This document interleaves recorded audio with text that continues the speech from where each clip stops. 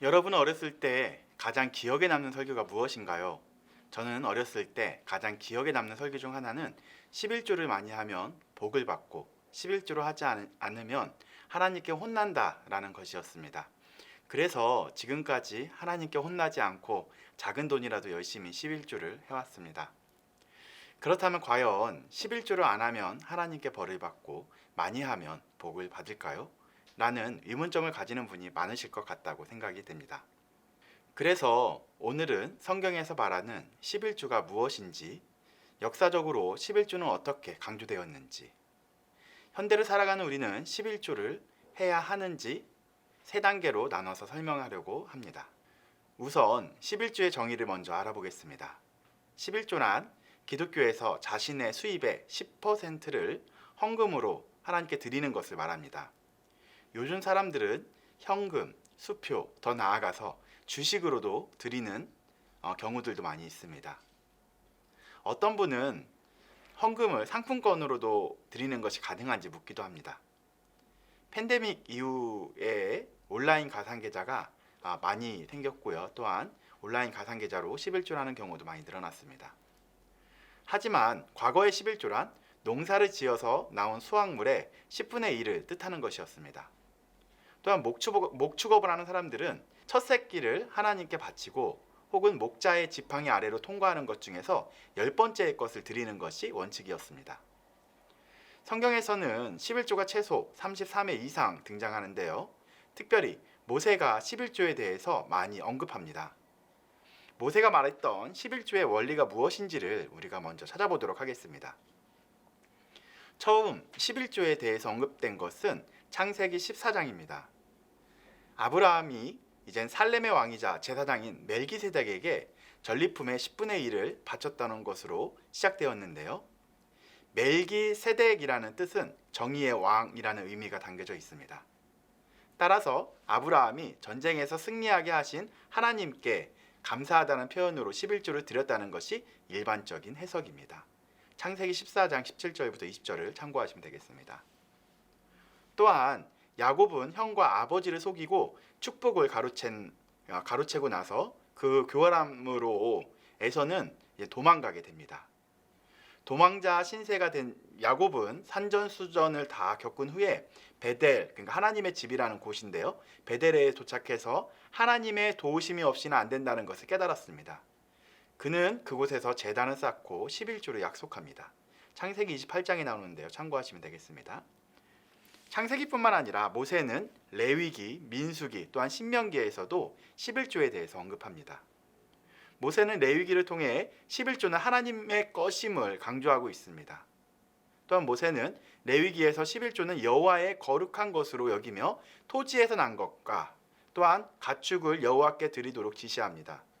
레위기 27장 30절부터 34절 말씀을 한번 읽어 드리도록 하겠습니다.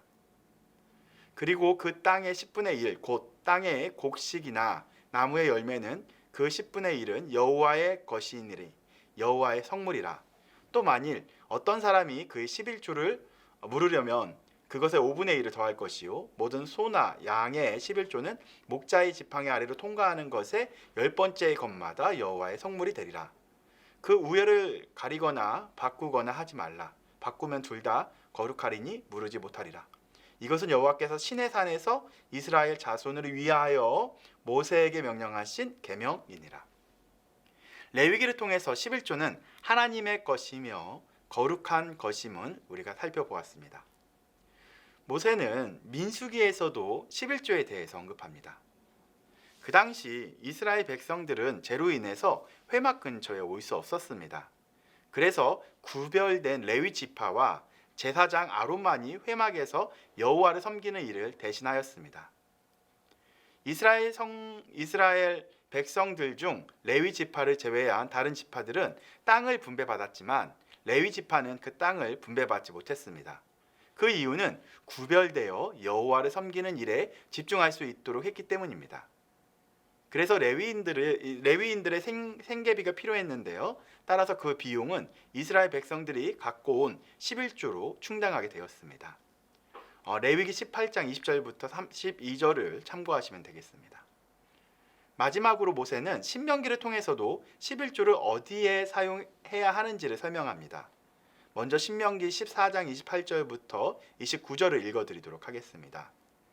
3년 끝 그 해 소산의 10분의 1을 다 내어 내 성읍에 저축하며 너희 중 분깃이나 기업이 없는 레위인이나 내 성중에 거류하는 객과 및 고아와 가부들이 와서 먹고 배부르게 하라. 그리하면 내 하나님 여호와께서 내 손으로 하는 범사에 내게 복을 주시리라. 신명기 14장 18절부터 19절입니다.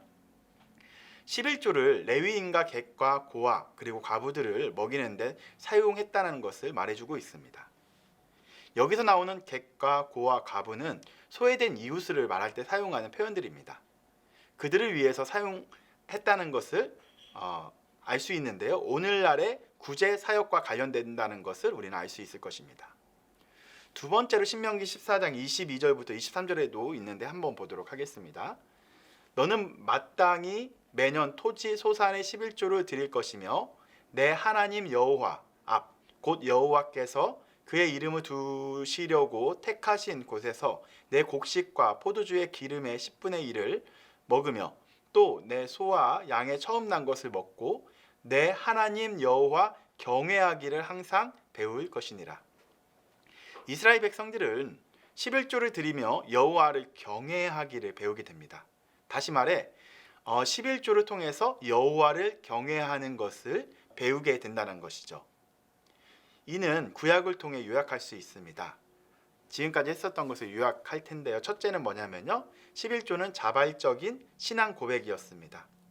아브라함과 야곱에게 하나님은 절대적으로 인생에 있어서 도움이셨을 뿐만 아니라 위기를 만날 때 지켜주시는 방패와 같은 분이셨습니다.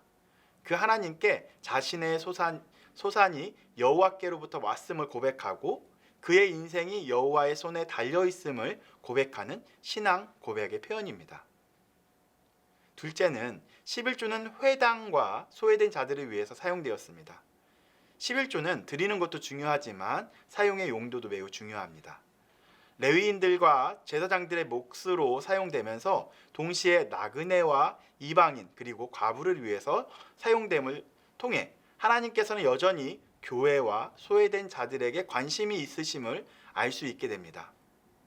하나님께서는 하나님의 나라를 레위인들, 제사장들, 이방인들, 나그네, 과부 상관없이 하나님의 나라의 자녀들과 함께 만들어 가시기 위해서 11조라는 형식으로 사용하셨던 것입니다. 마지막으로 11조를 통해 여호와 하나님을 경외하는 것을 배우게 됩니다.